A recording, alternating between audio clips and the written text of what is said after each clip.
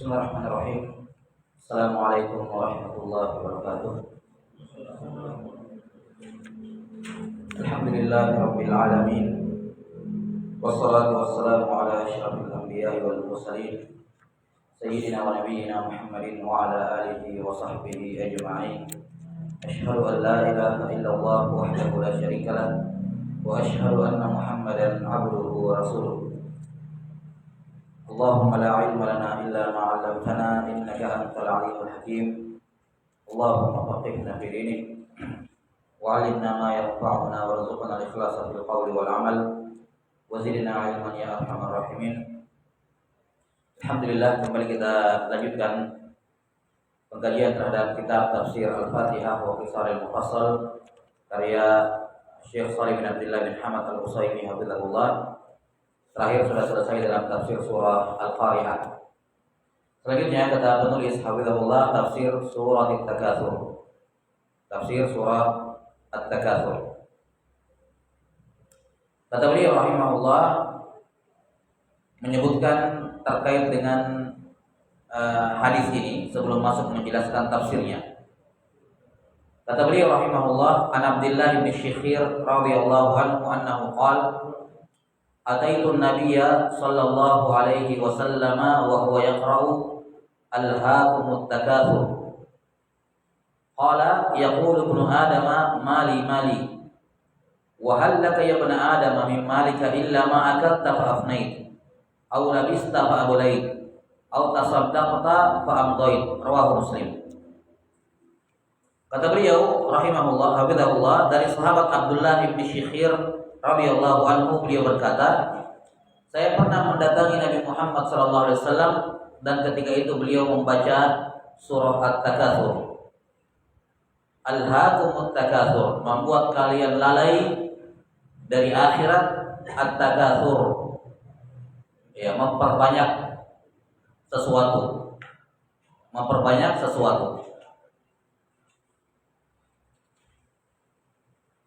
Agar diterangkan lebih lanjut makna dari hadis ini atau dari ayat ini, intinya adalah pada ayat ini terdapat larangan untuk mengumpulkan semua perkara yang berkaitan dengan dunia yang tidak berhubungan dengan akhirat. Yang tidak berhubungan dengan akhirat. Semua hal yang berhubungan dengan dunia semakin banyak semakin melalaikan. Karena itulah Allah Ta'ala mengatakan alhaakumut takatsur, membuat kalian lalai, yakni lalai dari akhirat, lalai dari kematian, perbuatan mengumpul-ngumpul, ya, mengumpulkan, mengoleksi dan seterusnya dari perkara-perkara dunia. Ketika membacakan ayat ini, Rasulullah SAW bersabda, yaqulu ibnu Adam mali mali. Ada anak Adam berkata, hartaku hartaku. Ya, jadi dia mengatakan ini hartaku, ini milik, harta milikku, ini harta milikku.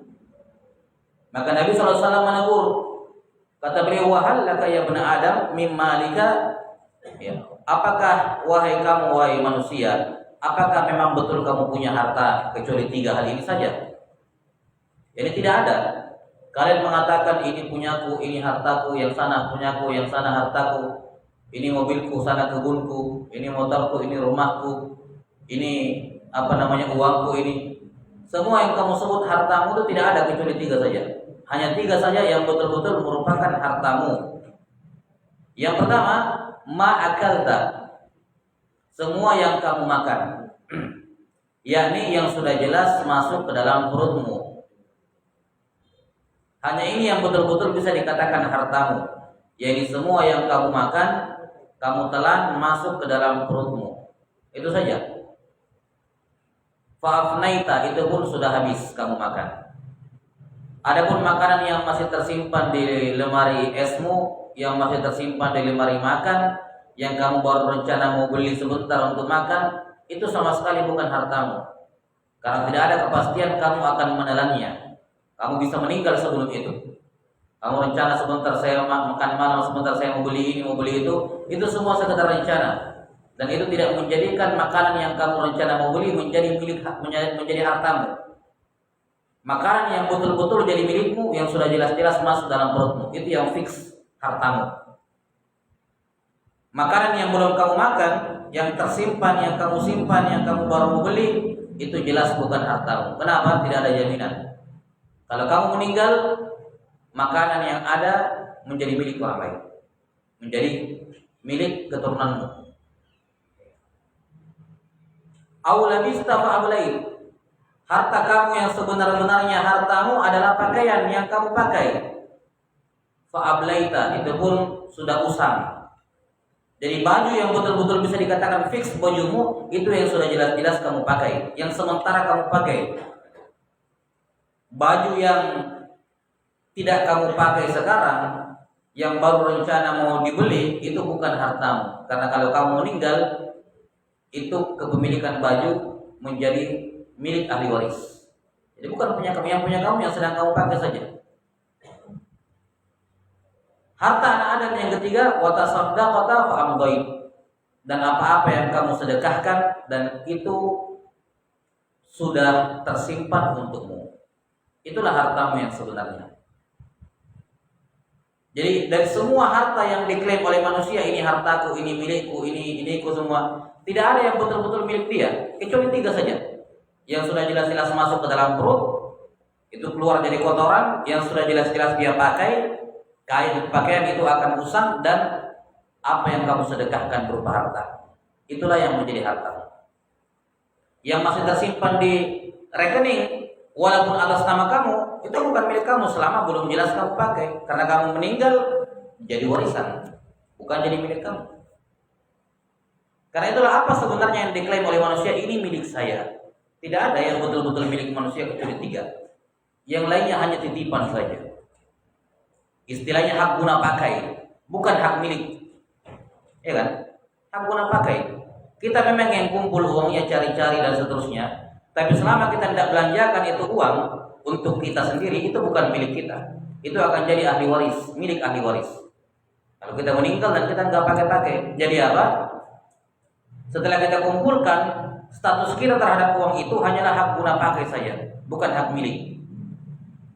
Yang mana kalau kita meninggal, hak guna pakainya Allah alihkan, pindahkan ke ahli waris. Demikian semuanya. Maka pada dasarnya manusia di dunia ini cuma punya 3 harta, yang sudah dia telan, yang sementara dia pakai, dan sedekah yang dia sedekahkan. Karena ketika dia sudah bersedekah, itu sudah masuk di tabungan akhiratnya. Itulah harta dia yang sebenarnya. Semua harta yang dia tidak sedekahkan, itu bukan milik dia. Itu milik calon ahli waris. Iya. Karena itulah Aisyah radhiyallahu anha, atau dalam riwayat Al-Bukhari dalam Al-Adab Al-Mufrad, Nabi SAW pernah potong kambing atau dikasih seekor kambing gitu, lupa apakah beliau yang menyembelih atau dikasih. Kemudian beliau berpesan kepada Aisyah radhiyallahu anha, ini kambing bagi-bagikan, ya, bagi-bagikan ke tetangga. Setelah itu beliau keluar.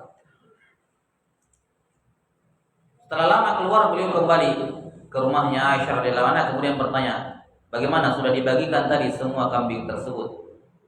Kata Aisyah radhiyallahu anha, sudah ya Rasulullah, semuanya sudah saya bagikan, tinggal 1 pahanya untuk kita.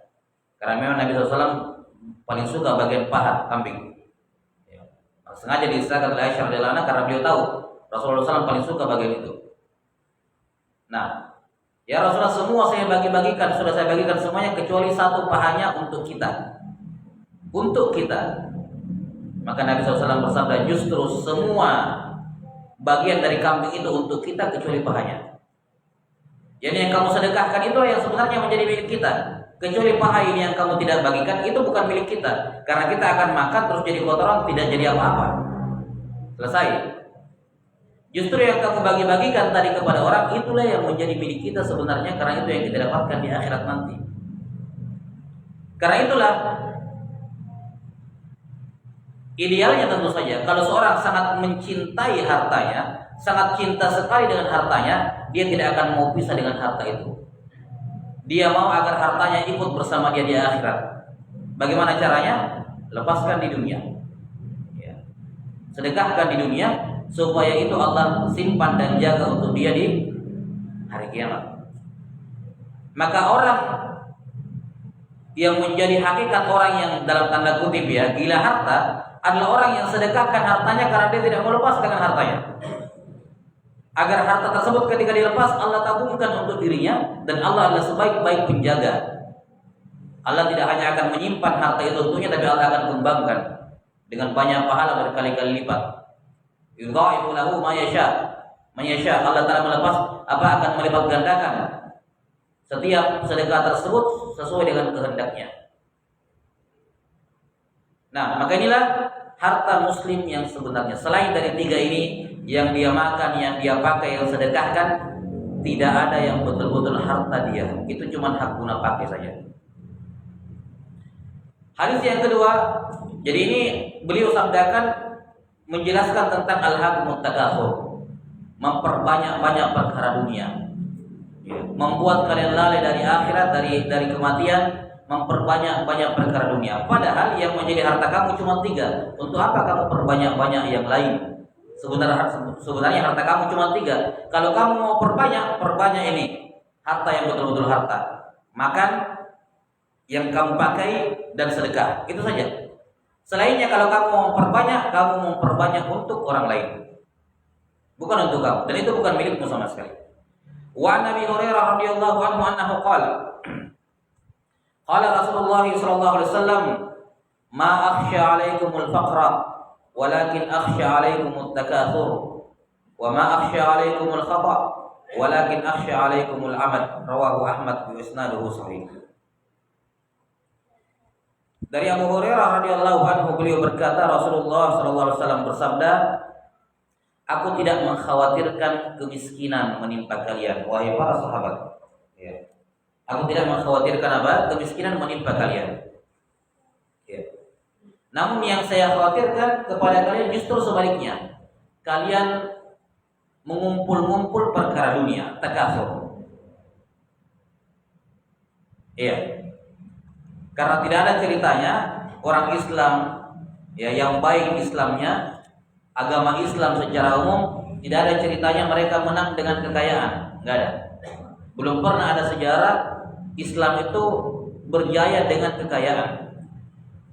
Yang ada Islam berjaya dengan keimanan, ketakwaan, serta ilmu pengetahuan mereka, ilmu mereka. Nah, Islam menguasai lebih dari setengah dunia ketika itu di zaman abad-abad di awal-awal Khulafaur Rasyidun dan setelahnya, ya. Menguasai hampir setengah dunia ketika itu bukan karena mereka paling hartanya. Hartanya orang-orang raja-raja kufar ketika itu jauh lebih banyak hartanya. Nah, tapi kaum muslimin menguasai dunia dengan apa? Dengan keimanan dan ilmu mereka. Karena itulah tidak pernah Nabi SAW mengkhawatirkan kemiskinan akan membinasakan umatnya, karena memang tidak akan. Iya. Namun justru yang mengkhawatirkan beliau adalah sebaliknya, kalau mereka memperbanyak dunia. Karena dunia itu dikatakan dunia dari kata ad-dunu yang bermakna dekat, rendah. Maka siapa yang memperbanyak dunia, dia akan memperbanyak kerendahan kepada dirinya. Sebagaimana namanya. Maka justru yang saya khawatirkan adalah apa? Kalian memperbanyak perkara dunia. Wa ma akhsha 'alaikumul khata. Dan saya tidak khawatir kalian melakukan kesalahan tidak sengaja. Yang saya khawatirkan kalau kalian sengaja. Karena kalau tidak sengaja tidak berdosa. Ya, ini sejalan dengan hadis yang pernah kita sebutkan ya, di mana Nabi SAW bersabda kepada sahabat yang kemudian setelah sholat subuh kemudian siap-siap untuk menerima pembagian harta dari Nabi SAW. Beliau mengatakan, "Wallahi mal faqra akhsha 'alaikum." Demi Allah, bukan kemiskinan yang saya khawatirkan membinasakan kalian, wahai sahabatku, wahai umat Islam. Sama sekali, bukan kemiskinan. Maka ini merupakan jaminan dari Allah Ta'ala dan Rasulnya bahwa kemiskinan tidak akan menghancurkan seorang muslim, yang baik Islamnya. Tidak akan. Karena beliau SAW adalah orang yang paling sayang sama umatnya, paling takut umatnya kenapa-kenapa. Maka kalau ada hal yang beliau paling khawatirkan, beliau akan sebutkan, ini yang paling saya khawatirkan menimpa kalian. Bersama dengan itu beliau mengatakan, bukan kemiskinan yang aku khawatirkan membinasakan kalian, walakin akhsha alaikum an tuftaha alaikumud dunya kama an tubsaqa alaikumud dunya kama busifat ala man kana qablakum. Namun yang saya khawatirkan menghancurkan kalian adalah dibukakannya pintu-pintu dunia sebagaimana pintu dunia dibuka untuk orang-orang sebelum kalian. Fatanafasuha kama tanafasuha, lantas mereka atau kalian akan berlomba-lomba mengejar dunia sebagaimana orang-orang terdahulu berlomba-lomba mengejar dunia. Fatuhlikakum kama ahlakathum, lantas dunia akan membinasakan kalian sebagaimana dunia membinasakan orang-orang sebelum kalian. Itulah yang terjadi, pengulangan sejarah oleh orang-orang yang berbeda. Semua orang yang mengejar dunia akan hancur oleh dunia tersebut. Ya. Itu sudah sejarah yang berulang-ulang terus dari dahulu, kata Nabi SAW. Semua orang seperti itu. Ya. Ini pengantar terkait dengan surah At-Takatsur, yang mana dari pengantar hadis Nabi SAW sudah jelas bahwa surah ini membicarakan akan bahayanya fitnah dunia. Ya. Bahayanya fitnah dunia. Secara khusus semua yang ada di dalamnya, harta, kedudukan, perempuan, dan seterusnya. Ini semua perkara yang membinasakan. Tentu saja kecintaan kepada harta, anak-anak, perempuan, ini hal yang tabiat manusia, nggak dilarang sama sekali. Tidak dilarang sama sekali, dibolehkan, diizinkan. Yang bermasalah adalah ketika memperbanyak dan berlebihan. Sudah berlalu, ya. Wa tuhibbunal mala hubban jamma. Ya, kalian mencintai harta dengan kecintaan yang sangat berlebih. Jadi yang masalah adalah ketika berlebih. Mencintai harta seadanya enggak ada masalah. Itu hal yang manusiawi. Tapi semua yang berlebihan selalu bermasalah. Ya, mencintai pasangan tidak ada masalah. Mencintai berlebihan, itu bermasalah. Seperti yang dikatakan oleh Ibnu Taimiyah rahimahullahu taala, bahwa terkadang seorang secara zahir, tampilan luar, pasangannya, istrinya yang ikut kepadanya, tapi di batin, di dalam hatinya, justru dia yang menjadi budak dari pasangannya. Kenapa? Karena kalau pasangannya kenapa-kenapa, dia juga ikut merasakannya. Saking, ya, ketika pasangannya minta hal-hal yang seperti ini melanggar agama, tetap diikuti. Ketika anaknya minta ini melanggar agama, tetap diikuti. Berarti apa? Hakikatnya dia budak bagi mereka. Walaupun kelihatannya dia yang memimpin rumah tangga, tapi kenyataannya tidak. Dia budak bagi mereka. Itulah hakikat, ya, dari fitnah-fitnah. Karena itulah harta, anak-anak, pasangan, semuanya fitnah, ujian dari Allah untuk menjadikan kita lebih baik atau sebaliknya. Nah, Allah Subhanahu wa taala berfirman, kita bacakan dulu surahnya. A'udzubillahi minasyaitonir rajim. Bismillahirrahmanirrahim. Alhaakumut takatsur hatta zurtumul maqabir. Kalla sawfa ta'lamun, tsumma kalla sawfa ta'lamun. Kalla law ta'lamuna 'ilmal yaqin latarawunnal jahim thumma latarawunnaha 'ainal yaqin thumma latus'alunna yawma idzin 'anil na'im. Allah Subhanahu wa taala berfirman, membuat kalian lalai perbuatan mengumpul-ngumpul, memperbanyak-banyak dalam hal dunia, membuat kalian lalai dari akhirat, dari kematian. Hatta zurtumul maqabir, yang mana nanti kalian sadar kalau ternyata itu semua membahayakan kalian ketika kalian sudah mengunjungi kuburan, yang sudah meninggal. Baru kalian sadar bahwa setengah mati apa yang saya usahakan di dunia ini tidak ada gunanya semua ternyata. Ya. Itu justru menjauhkan saya dari kehidupan yang sebenarnya yang akan saya hadapi sebentar lagi ketika saya dibangkitkan. Ternyata saya menggunakan banyak waktu untuk hal-hal yang manfaatnya minim untuk akhirat saya. Jadi nanti kalian sadar ketika terlambat, ketika kalian sudah mengunjungi kuburan, yakni ketika meninggal, baru kalian sadar akan kekeliruan tersebut. Kalla saufa ta'lamun. Ya, sungguh betul-betul kalian akan menyesali hal tersebut. Karena itulah saufa ta'lamun, kalian akan mengetahui betul-betul bahwa kalian menyesal, bahwa apa yang kalian lakukan sejauh ini selama ini di dunia minim manfaatnya bagi kamu, bahkan cenderung memudaratkan. Tsumma kalla saufa ta'lamun. Kemudian kalian nanti akan mengetahuinya. Kalla law ta'lamuna ilmal yaqin. Kalian, ya, seandainya kalian mengetahuinya dengan ilmu yang yakin, la tarawunnal jahim. Demi Allah kalian nanti akan melihat neraka jahim. Tsumma la tarawunnaha 'ainal yaqin. Kemudian kalian nanti akan melihatnya dengan ainul yaqin. Yani sebelumnya ilmu yaqin, baru ainul yaqin, baru nanti tingkatan tertinggi hakul yaqin. Ya. Tsumma latus'alunna yauma idzin 'anil na'im. Kemudian pada hari kiamat itu kalian akan ditanyai tentang semua nikmat dari Allah Subhanahu wa taala. Iya.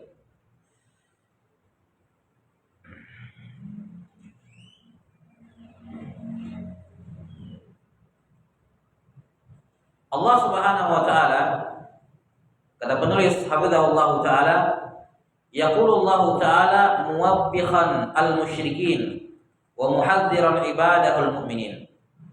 Allah Subhanahu wa taala berfirman di awal surah At-Takatsur ini,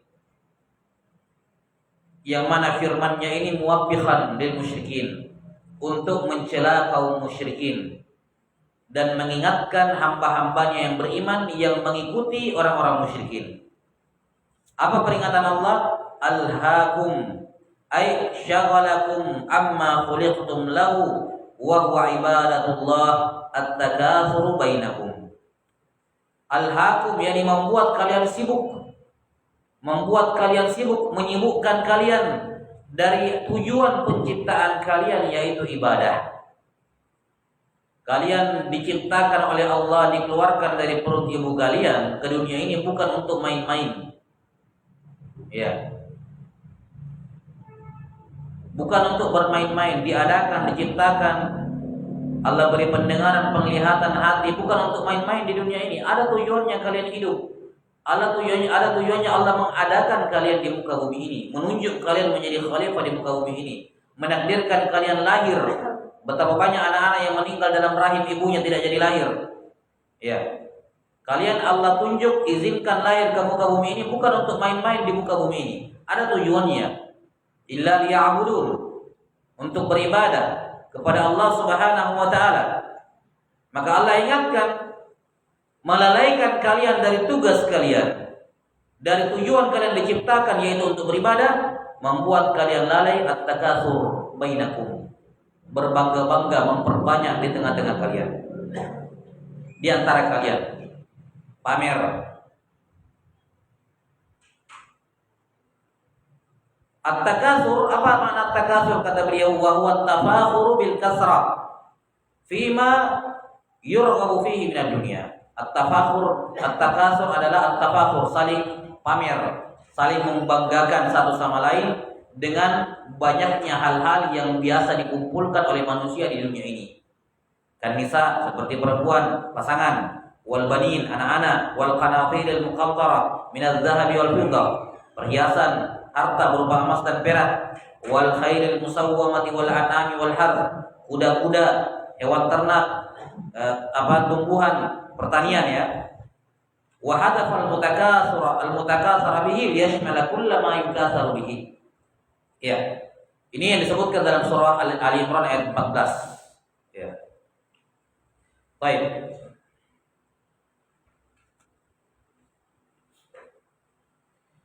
Maka di sini beliau menjelaskan bahwa makna takatsur pada ayat ini adalah memperbanyak, kemudian saling membanggakan satu sama lain. Apa yang diperbanyak?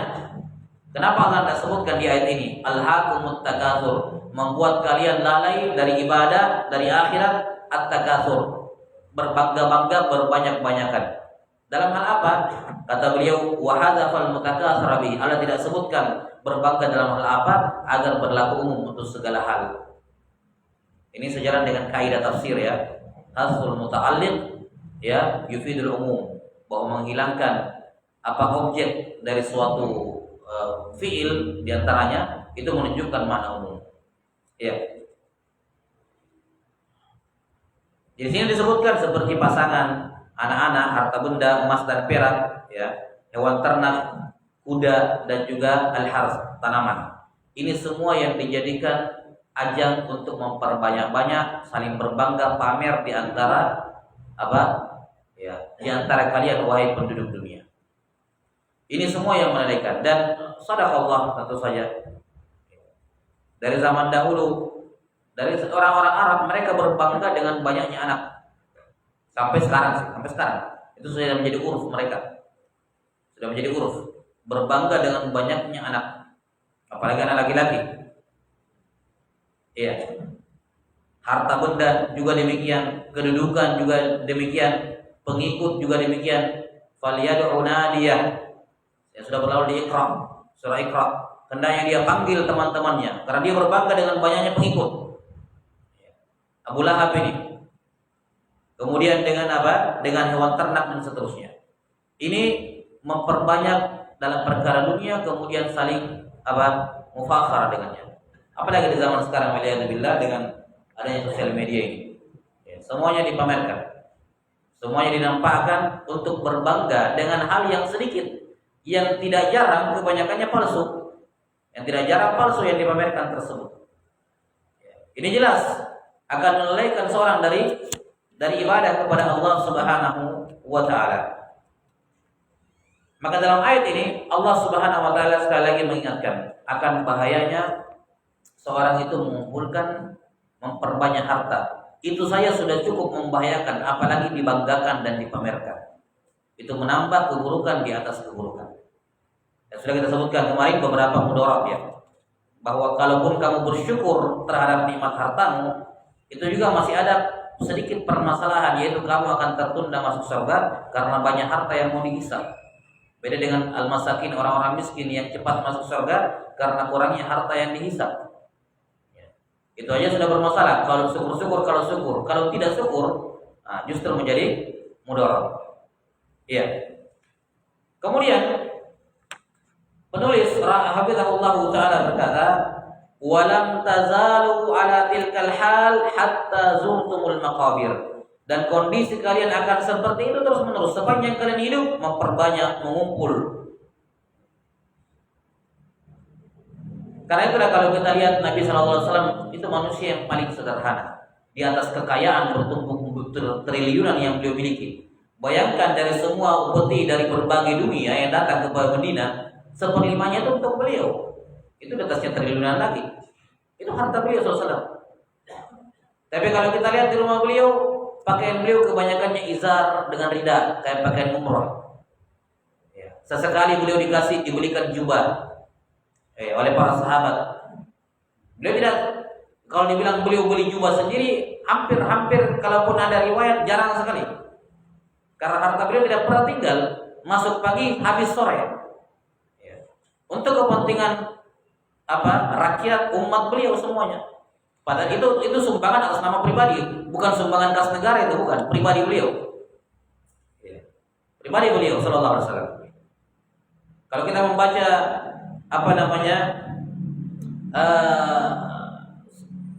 Syama'il Muhammadiyah, gelas minum beliau itu kayu dilapisi dengan lempengan kayak seng di luarnya. Itu gelas beliau. Tidak ada susahnya beliau membeli gelas dari emas, tidak susah sama sekali.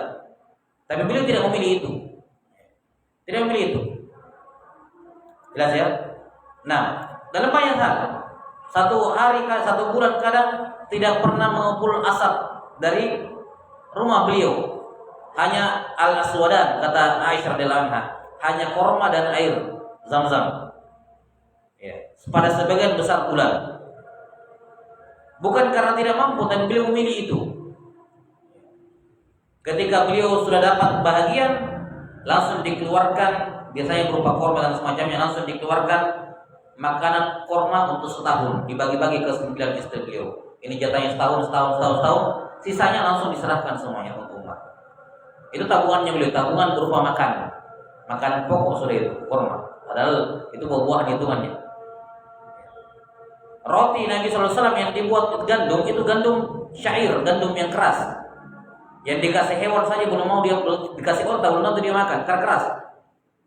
Ya, itu kalau dibuat gandum, dibuat roti, setengah mati kerasnya untuk digiling. Ya, padahal beliau mampu membeli bur itu gandum yang lebih halus, lebih mudah untuk diayak dan seterusnya dibuat adonan.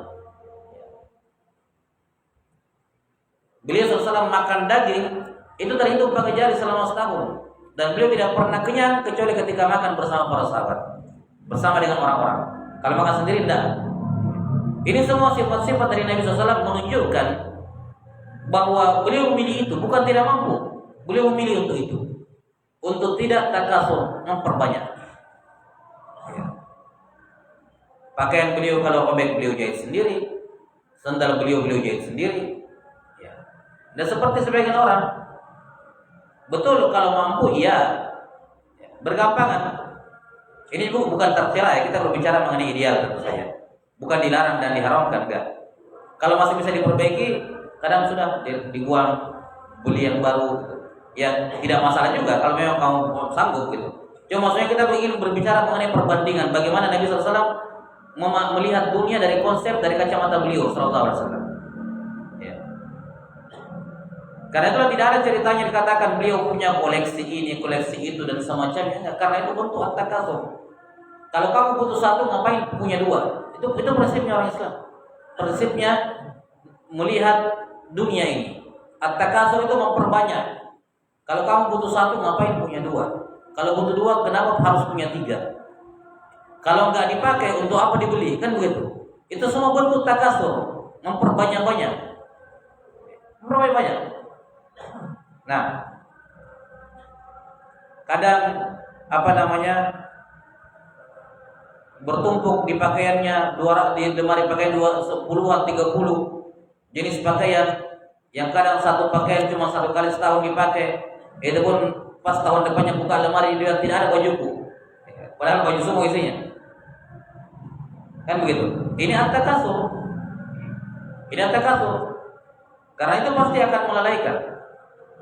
Karena itulah Nabi SAW, ya pakaian beliau terhitung pakai jari, yang memang beliau pakai sehari-hari. Yang beliau ketika ada robek beliau jahit sendiri. Kalau memang sudah tidak bisa lagi diperbaiki ya sudah, baru kemudian beliau membeli yang lain. Ya, ini bukan kemiskinan, tapi ini pilihan hidup. Sekali lagi beliau SAW manusia yang sangat kaya sekali, tapi ini pilihan hidup. Beliau memilih untuk itu. Jelas ya, beliau lebih cenderung karena dalam tanda kutip kalau kita bilang tadi, cintanya beliau akan hartanya beliau serahkan semuanya supaya jadi tabungan di akhirat. Karena itulah di hari kiamat beliau manusia yang paling kaya. Karena semua harta beliau dunia diserahkan kepada Allah agar ditabungkan, disimpankan oleh Allah Ta'ala. Disimpankan oleh Allah Ta'ala di dunia, baru beliau dapat semua kembali, semua yang beliau kasih, bahkan berkali-kali lipat. Inilah hakikat cinta kepada harta. Hakikat cinta kepada dunia adalah dengan melepasnya di dunia untuk dimiliki di akhirat. Inilah cara pandang Nabi SAW dalam memandang harta. Idealnya seperti ini tentu saja. Ya, dan setiap orang tentu saja terus-menerus berusaha untuk memiripkan dirinya dengan Nabi SAW. Sedekat mungkin, semirip mungkin. Ada yang banyak, ada yang sedikit, ada yang sangat mirip, ada yang masih kurang miripnya, dan seterusnya. Yang jelas semua orang berusaha selama hal tersebut masih dalam koridor yang dimubahkan dalam Islam, ya tidak ada masalah. Ya, tidak ada masalah. Namun sebaik-baik umat beliau adalah yang berusaha untuk mendekatkan dirinya, menyerupakan dirinya dengan Nabi Shallallahu Alaihi Wasallam. Ya.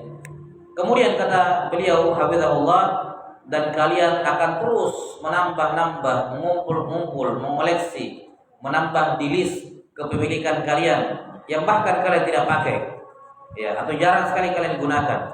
Kalian akan melakukan hal tersebut hatta zurtumul maqabir, sampai kalian mengunjungi kuburan. Maksudnya apa?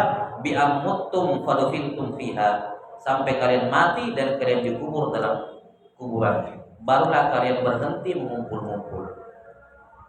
Karena memang tidak ada yang bisa membungkam anak Adam kalau berhubungan dengan harta kecuali tanah. Hanya tanah yang bisa menghentikan dia.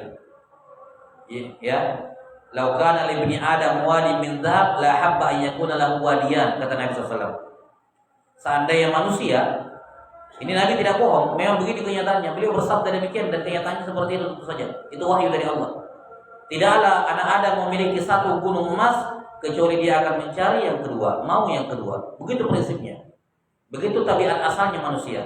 Dia punya satu, pengen dua, pengen dapat dua, pengen tiga. Wala yamla'u fahu illa turab. Dan tidak ada yang bisa memenuhi mulutnya anak Adam, menghentikan dia mencari harta, mengumpulkan harta, kecuali tanah. Yani ketika tanah sudah masuk ke dalam mulutnya, tanah kuburan maksudnya. Nanti dia meninggal baru bisa dihentikan. Selama dia belum meninggal tidak akan berhenti itu. Berpikir bagaimana menambah dan menambah. Begitu pikirannya. Begitu usahanya. Bangun tidur ke arah sana. Hanya kematian yang bisa menghentikan dia. Wa yatubullahu ala man tab. Dan Allah senantiasa menerima taubat kalau ada orang yang mau taubat dari hal tersebut. Ya.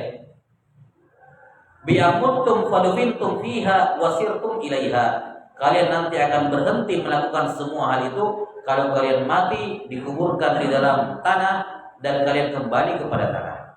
Nah, wallahu taala a'lam bissawab.